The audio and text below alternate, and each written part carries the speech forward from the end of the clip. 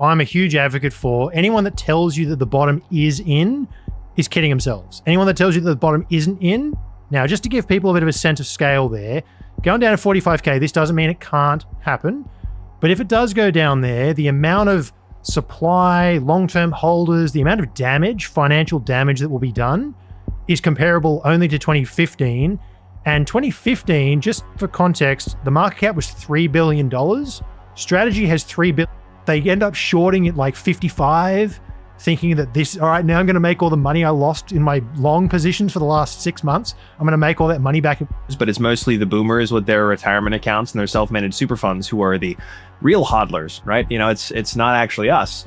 They only just recently capitulated. They only just recently began. When negative news has an increasingly lower impact on Bitcoin's price over time, generally speaking, that's when you know.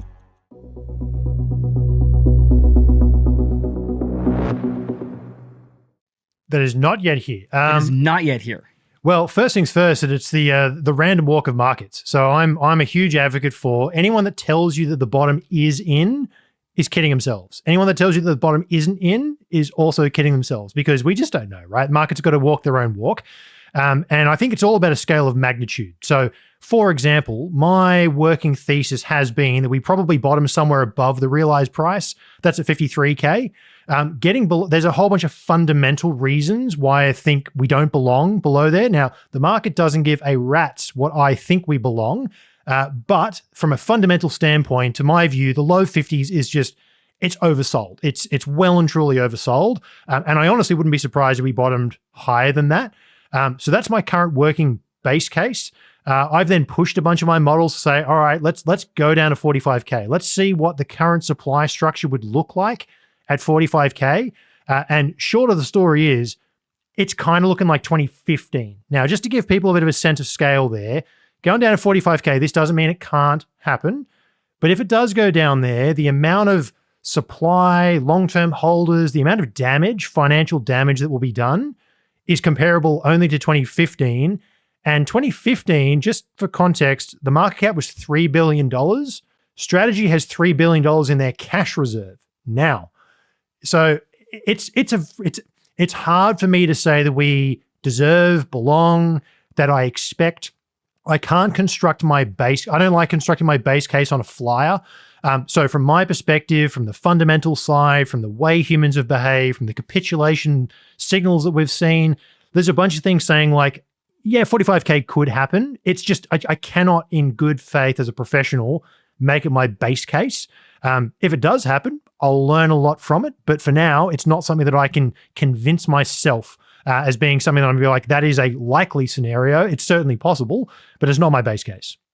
Just quickly before I come to Joe on that, I've seen like the 45K thrown out there a lot recently. Is there a particular reason that number seems to stick out? Is it reflective of a previous cycle? Is it just a percentage from the all-time high? It's just lower. Or is there something else that I'm missing? No, it's just lower. Yeah. Okay. No, it's just lower. Like bears will always, and this is the thing, everyone who's been through a Bitcoin bear market, back in 2018, we hit 3K and the hyperwave model was the thing at the time. And it was saying 1K is coming, guaranteed. This model is never wrong.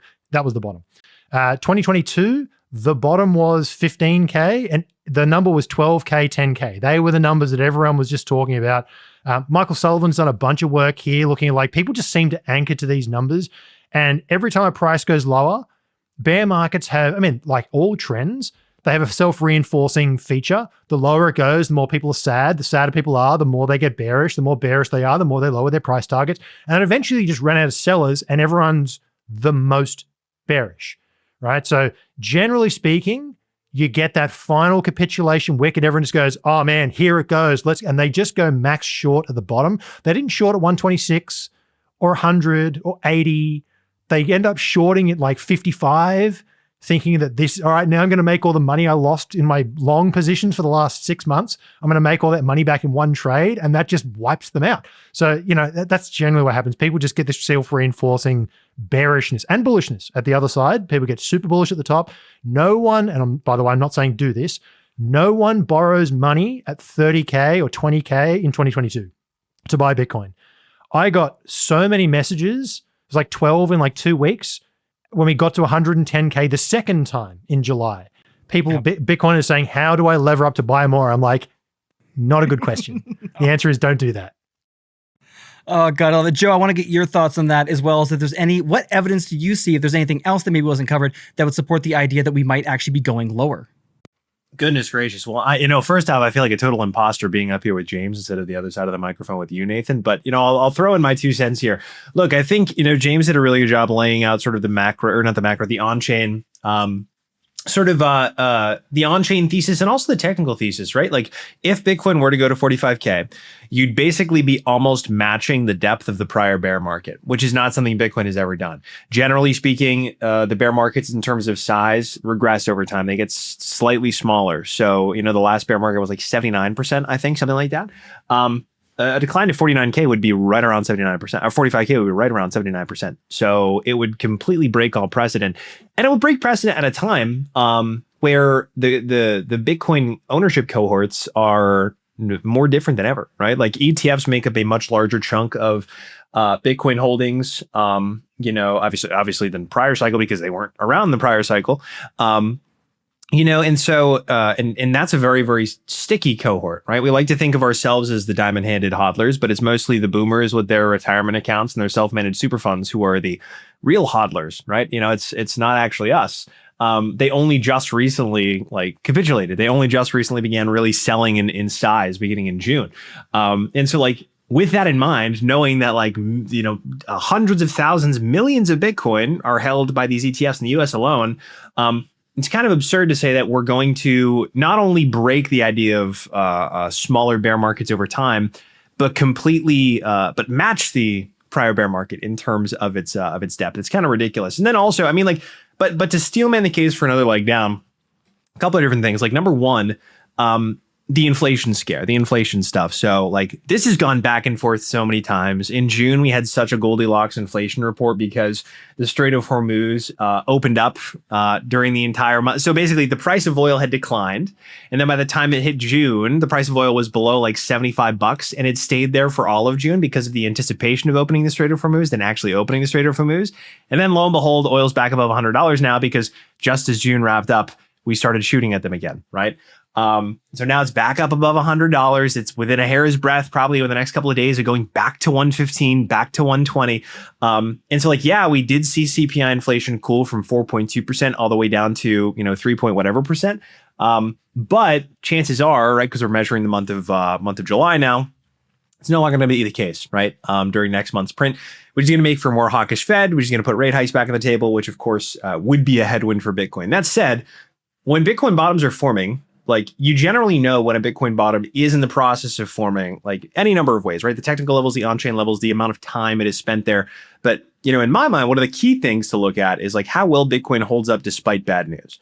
And just looking at the tape, looking at all the terrible news we're seeing right now, oil is massively spiking. It looks like the Democrats are going to sweep the US midterms. The Democrats hate Bitcoin, apart from 5 of them, right?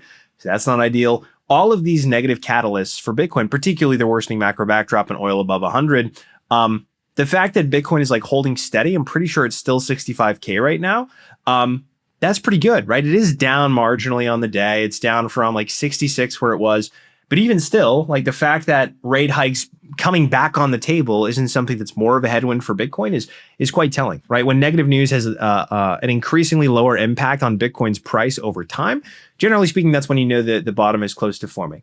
Could we get some sort of final capitulatory event where we get one major leg down? Sure, but it's good luck predicting that. Right? Good luck predicting that October 11th, 2022 was the day FTX was going to explode. It's you cannot predict those things. You can obviously say that there is a tail risk of those things occurring, but you can't predict them with any certainty. So in my mind, barring any